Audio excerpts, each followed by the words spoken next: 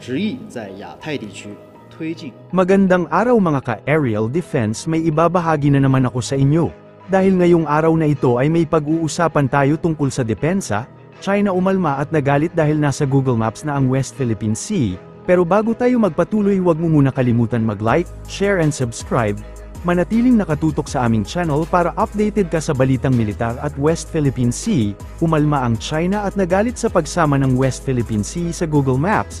Sa isang regular press conference sa Beijing, iginiit ni Chinese Foreign Ministry spokesperson Lin Jian, ang kanilang itinatawag sa disputed water na South China Sea ang ginagamit, kinikilala at tinatanggap umano ng international community, kabilang ang mga bansa sa buong mundo at international organizations gaya ng United Nations. Lumabas kasi sa kamakailang Google Maps search sa Panatag Shoal o Scarborough Shoal na nasa loob ito ng kanlurang parte ng Pilipinas na tinawag bilang West Philippine Sea.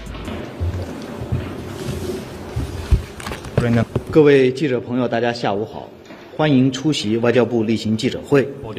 我要指出的是，长期以来，南海一直是国际社会公认的通用地名，为世界各国及联合国等国际组织广泛接受。 Sa panig naman ng Pilipinas, ikinalugod ng Armed Forces of the Philippines ang pagkakasama ng West Philippine Sea sa webmapping platform, na nagpapatibay aniya sa pagkilala ng international community sa sovereign rights ng bansa, at nagpapatibay sa 2016 arbitral ruling sa ilalim ng United Nations Convention on the Law of the Sea. Nagbigay naman ng pahayag at banat ang Philippine Coast Guard at National Security Council laban sa mga trolls o kakampi ng China ukol sa West Philippine Sea na nasa Google Maps. Narito po ang buong video, panoorin po ninyo. Google Maps, West Philippine Sea. Ano pong masasabi natin sa mga ChatGPT troll friends natin? Ang galing mag-chat. Wala daw West Philippine Sea. It's a figment of imagination daw. Alam mo, Richard. Ito na naman tayo. Try ko mo. Alam mo, para sa akin, Richard, masaya na ako kasi doon sa mga taong nagsasabing you cannot even Google West Philippine Sea. At least pwede na nilang mag-Google, no? Without mentioning his name. Parang yan yung main argument nila eh. No, hindi mo nga yan makita sa Google eh. No, I Sabi think you nga should mention the names. Hindi, okay na kami. We're friends already yan. So para sa akin, no, I mean, it doesn't really say much when it comes to the international community recognizing it as West Philippine Sea. But I think for Google, putting West Philippine Sea sa Google Map, and not just for Google, no, I also check yung Apple Map. They also use West Philippine Sea. Also for the flight radar, they're also using West Philippine Sea in the past day. So eto natin, when we say West Philippine Sea, hindi tayo katulad ng iba na claim yung buong international. Yes. Alam mo, para sa akin, alam mo, ang dami kong natututunan sa mga trolls, Richard. Exactly. Kasi meron din comment ng mga trolls. Etong si Tariela, siya lang ang gumagamit ng West Philippine Sea, samantalang si Presidente daw, ang ginagamit daw South China Sea. Minsan daw, nakukonfuse din daw ang gobyerno, West Philippine Sea, South China Sea. So, I think it's important for us to explain what's the difference between the two. Ang akala yata ng mga trolls, ang West Philippine Sea, parang China, no? Nakiniklaim natin ng buong South China Sea. So, for the trolls, no, just to explain and to make it clear, the South China Sea is the entire body of water na nag-separate ng different countries in Southeast Asia. From China, Vietnam, down to even Indonesia, no? And South China Sea, napakalaki niya. What we're just calling West Philippine Sea, which is in accordance with UNCLOS and of course our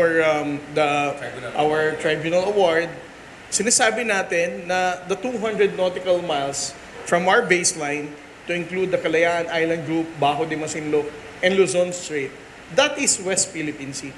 We're not saying that the entire body of water is South China Sea. Again, even the trolls are confused na ang akala nila West Philippine Sea is equal to 9-dash line na alam naman nating illegal. Dagdagan ko lang yung sinabi ni Commodore Teriela kanina na in fact, hindi lang Google Maps, hindi lang Apple Maps, in fact, Waze is using West Philippine Sea. So nagpapasalamat ako, I use Waze every day, so nakikita ko talaga siya. So nagpapasalamat po tayo. We thank all of these social media companies, apps that are now using the West Philippine Sea. So the terminology of the West Philippine Sea because they understand that utilizing the proper term is important to uphold international law, the rules-based international order, and also to uphold Philippine legislation.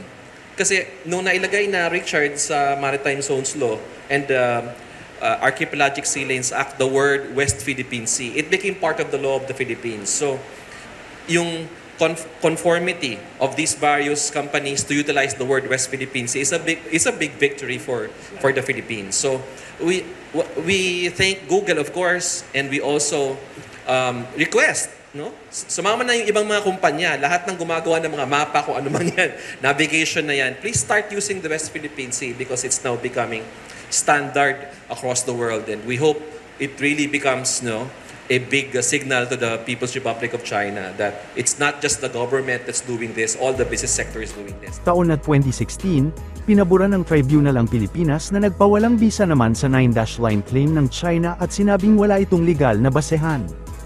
Agad naglunsad ang Philippine Coast Guard ng search and rescue operations kasunod ng pagtaob ng Chinese motor vessel sa katubigan ng Barangay Malawan, Rizal sa Occidental Mindoro kahapon ika-15 ng Abril, dinploy sa lugar para sa paghahanap sa 10 nawawalang crew ng tumaob na barko ang Deployable Response Group teams ng PCG personnel mula sa Coast Guard Substation San Jose Special Operations Unit at Marine Environmental Protection Enforcement Response Group. Sa 10 crew na nawawala, 7 dito ay Pilipino habang 3 ay Chinese. Nauna nang nasagip ang nasa 14 na crew members kung saan kabilang dito ang 6 na Pilipino at 8 Chinese national habang nasawi naman ang isang Chinese. Ayon sa ahensya, maliban sa search and rescue operations, nagsasagawa din ang mga ito ng underwater assessments at paghahanda para sa diving operations at cutting work ng Coast Guard Special Operations Group Southern Tagalog. Base sa initial assessment, nananatiling upright ang barko subalit bahagyang nakalubog kung saan posibleng na-trap ang personnel sa may engine room. Para naman sa posibleng environmental hazard ng insidente, nakipag-ugnayan na ang PCG sa Provincial Disaster Risk Reduction and Management Office sakaling kailanganin maglagay ng oil spill containment bomb. Ang barko din yan, tumagilid.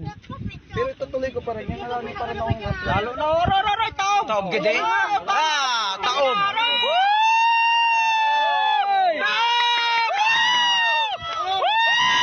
Wala na.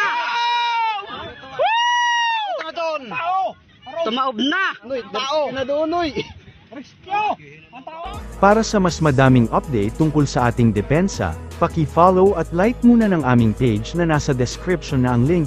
Huwag mo na rin kalimutan mag-like, share and subscribe. Pindutin mo na rin ang bell para updated kayo sa aking mga bagong video. Maraming salamat po.